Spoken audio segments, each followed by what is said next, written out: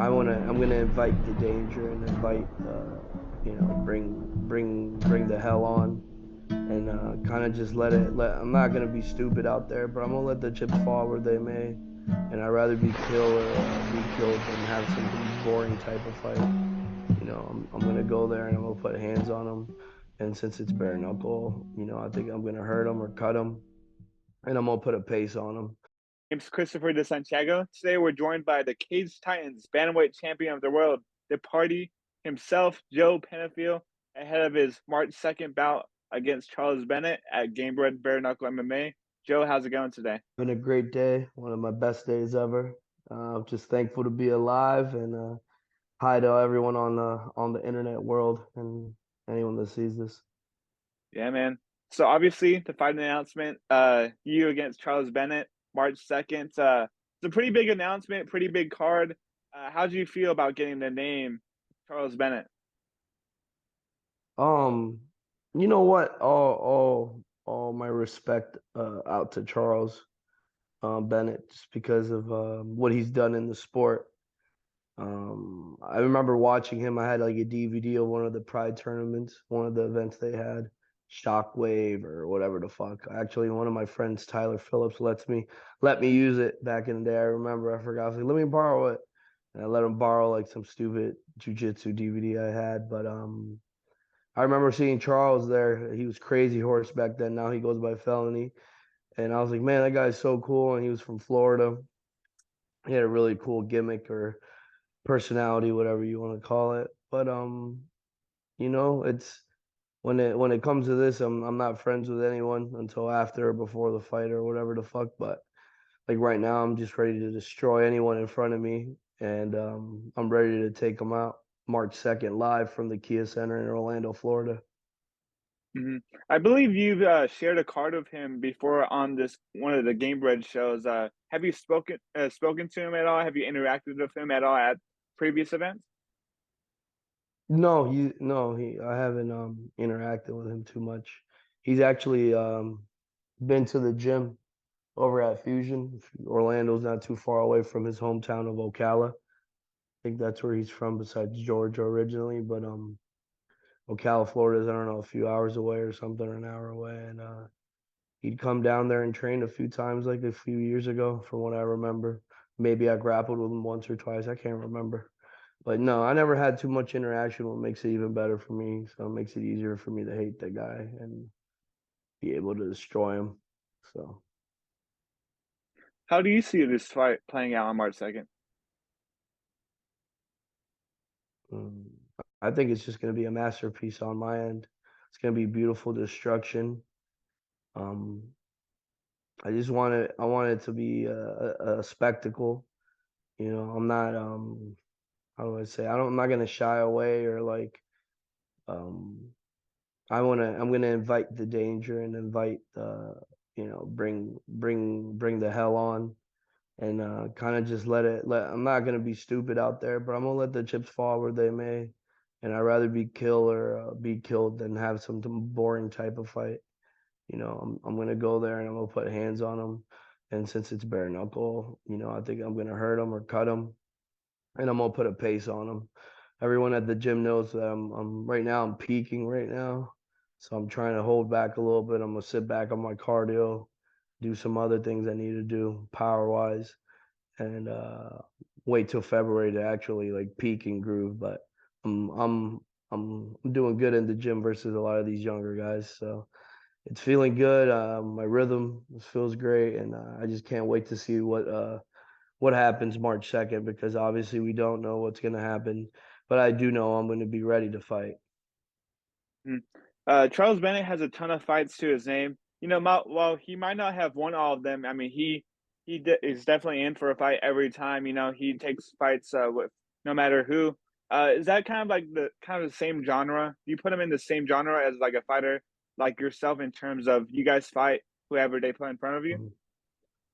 Yeah, I guess so, man. I would definitely say that I'm a different type of genre than some of these guys and young prospects and stuff like that. I'm battle tested, and from the beginning of my career, I've always been the underdog in some of the fights, or in almost a lot of them, just because I'm going against a guy with 40 fights and I have 6 or 7. But I started my pro career a little late in life when I was 31. I had already been training MMA and I was an undefeated amateur basically with I think I had 1 loss out of like 10 fights or something like that as an amateur for MMA. And I wrestled all my life and cross country before that. So I've always been training, always been fighting, and it's just time for me to prove it to everybody. And yeah, we're in the same genre for sure. He's a fucking crazy ass fucking assassin type Joker character, and so am I. You know what I mean? I'm a villain in my own right, but at the same time, I'm a good guy, and I think we're articulate, we're funny, we're dangerous, and no one knows how we're gonna fight. We have unorthodox styles where hands might be low, chin might be high, but we'll sucker you and lure you into something really big, and then you're the one that's on the canvas looking up to the lights. But yeah, me, him, guys that take fights on 2 days' notice, just like Jorge when he fought Usman, on 1 week's notice or whatever it was, and cut all the weight. It's guys like that I'm proud to be a part of. Arturo Gotti, guys that leave it on the line too. You know what I mean? That's what makes me happy. Mhm. You get a really big opportunity in terms of, you're fighting alongside guys like Junior Dos Santos, Alan Belcher, Alex Nicholson, Chase Sherman. The list goes on. What does it mean for you, this opportunity to fight on a big card and to really have the opportunity to make a big statement? You know what? The first few times that I fought for Gamebred, I was a little bit not no how was I say like not starstruck, but I was like amazed that the opportunities that I'm back there with all this it's basically UFC talent or caliber guys, guys like Randy Costa, Alex Nicholson, Chase Sherman, guys that just left the organization. There's just so many guys, Yeah. Curtis Millander, all these guys that make Dos Santos, Werdum, Hector Lombard. Like it makes like the event be that more impactful, and people pay for those guys' names too, man. These guys have put it on the line that like people know when they're on the card, no matter what age they're at, they're gonna bring it. You know what I mean? These guys are awesome, technical past champions, and I'm very proud to be a part of something like that. I've gotten to meet Roberto Duran at these events. I've gotten to shake hands with great boxers, and it's pretty cool. And so big thanks to Jorge Masvidal and Dean Tool for letting it happen. What's your biggest takeaway from your fight against Brendan Davis, your last time out? Yeah, my biggest takeaway is I wish uh, I wasn't as didn't use as much strategy and didn't use as much. I don't know. I just wish I could. I think I could have done a lot more, and I could have let it go a little bit more. But I was being a little bit trying to stick to a game plan that involved a lot of movement and footwork. And I really thought I implemented my game plan and did what I wanted while he landed leg kicks. And I'm all for leg kicks. I've seen calf kicks and shit like that finish fights, but if you're not doing anything with them, you know what I mean? If you just, you're scoring, yeah, but to me, it's almost like it's a jab in a way, you know what I mean? It should be scored as much as a jab. It's not a power punch, but yeah, I just sometimes I get in sometimes I'm either too how would I say inhibited, and then sometimes I'm too out there crazy and I lose control. So I have to be somewhere in the middle, and that's for me and my mental to be there that night and perform at my highest balance and just give beautiful violence out there and really break this guy. Do fight camps for bare knuckle MMA look any different than it would for regular MMA? Like, is there anything that's really different about the two? But yeah, like I've said this online too. It's like a lot of people use the word fight camp and stuff. I really don't do fight camps.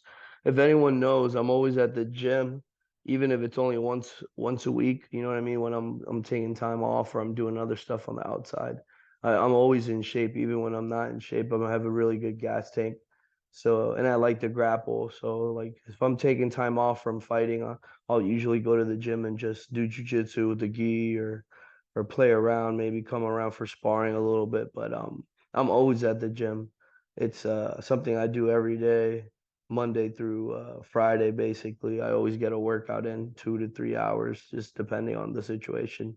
Tonight, I'm probably gonna go back and just ride the bike or maybe work on something on the bag, some type of form or something like that. But I'm always at the gym. You're anyone that's smart is always at the gym, and like the fight camp thing is like basically I've been training since the Brandon Davis fight. I took 2 weeks off and I just kept training with the rest of the team that we have a lot of guys fortunately at Fusion Excel that have thanks to Julian Williams, he's our head coach, and he has a lot of guys like Phil Rowe in the UFC. And regional fighters from all around the different parts of the United States with titles, and they all have different fights, so they're like gearing up. So I'll jump in on that and get grinded out, even though I'm not in shape. But I'll just go through that, and then eventually I get in shape a month down the road, and then I'm still don't know anything about my fight, and then finally they tell me about it, and then I'm already kind of already there. You know what I mean? I always have like a base. I'm just always learning, having fun with it. I'm not a guy that is I like to train. I don't know, maybe it's the wrestling mindset. So I kind of embrace it in a way, even if it's something that I don't like to do. Like I think jujitsu is boring sometimes, but I do it and then like they'll show me something and I'm like, oh fuck, I can actually use this dumb shit. But yeah, I love jujitsu. I love all my jujitsu people. But yeah, sometimes I hate drilling like these fucking crazy sequences and shit. I'm like, let me just fucking roll, hang out, throw some triangles, call it a day. You fought a lot of solid guys in your career. I mean, Erwin Rivera, Brandon Davis, Vince Morales, Ricky Steele, Austin Bashi, them all blacks here. I mean, today, who has been the toughest fight of your career thus far? It's fucking hard to say, man. That's a good question. The guys that beat me have to take like the first tier. So it's gotta be like Vince Morales, Ricky Steele, Damone, and Austin were really tough guys. Me and Erwin had a close fight. I feel like I could have won that. I think I just got hit a lot and bloody. And I guess that plays a big factor when you're fucking bleeding all over the place. But I tuned them up too, man. I kicked the fuck out of them, hit the fuck out of them. But I'm trying to think. You know what? Vince was pretty fucking good. Vince was good, and so was fucking Ricky. Ricky's fucking I'm trying to give you a straight up answer. Austin Bashi had the best grappling. I'm gonna say that, but he kind of just holds people, and eventually someone's gonna fucking a referee that's not gonna like that shit is gonna break him up and really fast, and he's gonna have to stand there for long periods of time with someone, and that's when he's gonna get found out a little bit. But he's really good, man. He's really good. But besides that, the other guy that I think is the complete package is probably either Vince and Damon Blackshear. They're tied for first. Wow. Vince has a really, really great boxing. And I mean, I took the fight on like 2 days' notice or some wild shit. And I went out there. I think it was 1 week's or 2 days' notice. It was something wild like that. I needed some money. Vince always talked shit a little bit in the commentary, I thought, when I fought Ricky. And so I took the fight, and I was a little bit not mentally prepared to get pushed into that deep of water. And I think Vince fucking, he took over. So I give it up to Vince. And Damone had some of the best combinations and distance management. Like he kept me at bay with his big hooks and jabs and kicks. But yeah, those guys were really good. Mm. You commended Austin on his grappling ability. Hmm. Him being 11-0 and at 22 years old, is that somebody that you feel like obviously you said that thing about the referee about, maybe they won't Hmm. like that, they might not cater to Yeah. it, but do you feel like he has Yeah. the potential to be a UFC champion someday at since he's only 22 years old right now? I say why not, man. But the thing about fighting and sports is it's a lot different. It's like I grew up with guys that were great wrestlers, undefeated state champions, and when we got to certain levels, college level, they broke first and they couldn't handle, you know what I mean, not being number one and not being the hammer, and they couldn't make it through the college program. I couldn't make it through a college program either. So, but what I'm trying to say is, I think he's definitely going to be a fucking champion. But like I said, there's also periods like maybe he's really good now and he plateaus and he gets into something else where he makes a lot of money and he kind of goes away from the sport. That happens a lot in MMA because we just don't make enough money. I think he comes from a good family. I don't know if they make money. I think they make a little bit of money. And when you have that, and you can rely on your education and stuff like that, it means a lot, man. A guy like me is working behind the bar, bar backing or bartending or serving or doing running the expo line at a nice restaurant, but I'm never you know what I mean? I'm always struggling and fighting for everything, living paycheck to paycheck, fight paycheck to fight paycheck. It is what it is, but we all choose what we do. And a guy like him, like I said, some guys are gonna be able to be really good at a certain age, and then they fall off, or maybe he keeps skyrocketing and becomes like a John Jones type guy. But it's also what the person wants, It all depends on him.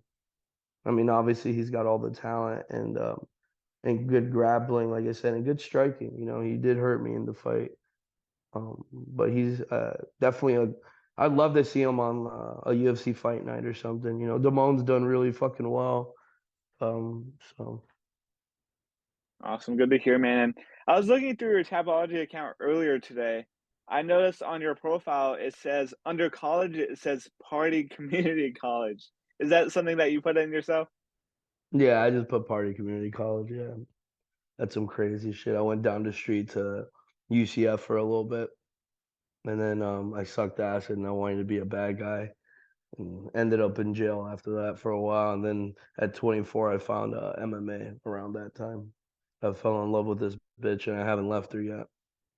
Mm. Has it been hard at all for you to balance, your normal life in terms of like working and MMA? Like, how hard has it been to balance that? Because I know for fighters, it could be like living two lives in a way. It is, man. It's really weird. Like I noticed like the other week that I was like, you know what? I can't go out to like I used to like to go out to this local bar next to my restaurant where I work at, to grab a beer, play some darts after work with like the colleagues or whatever. But it's not like a dangerous place, but it could get rough in there sometimes if people get drunk and act wild. You know how bars and alcohol and egos could explode. And fucking I got into a little altercation like a week ago, started a big ass fucking riot in that bitch. And I was like, you know what? There was tons of cops that came. People were talking about they had guns, you know what I mean? Stupid shit that I don't need to be involved in.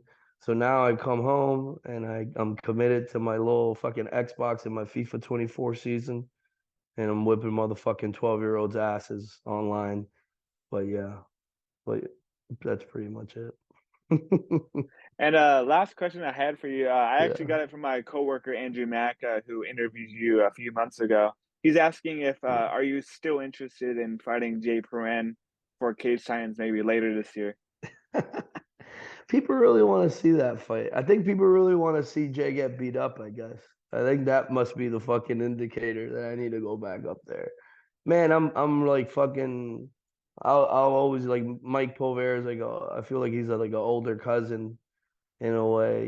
He's the owner up there in New England and he lives in Massachusetts and he's the owner of Cage Science and he's given me so much like limelight and love and I'd love to go up there and defend the belt that I have, but right now I'm fighting for Jorge and I'm trying to make my name and I've had a couple swings and misses. I came up the bat. Sure, I gave awesome performances, but they weren't I feel like my best and I think there's a lot more that I can show, I've showed them once or twice what I could do, at a high level, and I need to really grow grow up and really hit this ball out of the stadium and get a home run for the team. And as long as Jorge's paying me what he's paying me right now, and he's paying me handsomely, I'm not gonna be fighting for any regional promotions until it's just gotta be something worth it. I'd love to fight Jay in a bare knuckle MMA fight, maybe after I whip fucking Felony Bennett's ass. I'd love for him to come down, but he's too much of a pussy. He's scared of a lot of things. So I'll leave it Awesome, at man. that. Everyone hates him in New England, and he knows it. Shout out to my biggest arch rival, Jay Perrin. You suck. Well, it was great talking to you, Joe. I think that's all the Yeah, questions I have. Is there anything that you thank you, want to say brother. to the fans out there watching? Yeah, just March 2nd, live from Orlando, Florida. Gamebred FC, brought to you by Jorge Masvidal Presents. Live Bare Knuckle MMA, the most fucking violent show on earth. The party continues. You're gonna see me live and a slew of fucking Orlando legends and champions, including my dog Alex Nicholson and many others. So can't wait to see everyone there. Fucking buy your shits on Ticketmaster. Get all your tickets there or be square. Love you guys.